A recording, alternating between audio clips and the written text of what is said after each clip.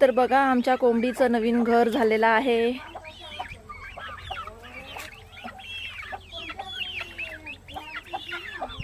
ते छोटंसं घर हवेने तुटून पडलं आणि हे नवीन घर कसं आहे, मोठं मोठं मस्त.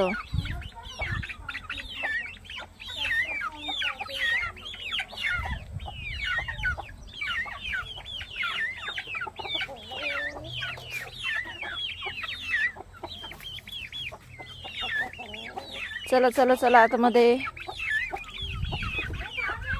ए तू पण चल आतमध्ये. चला.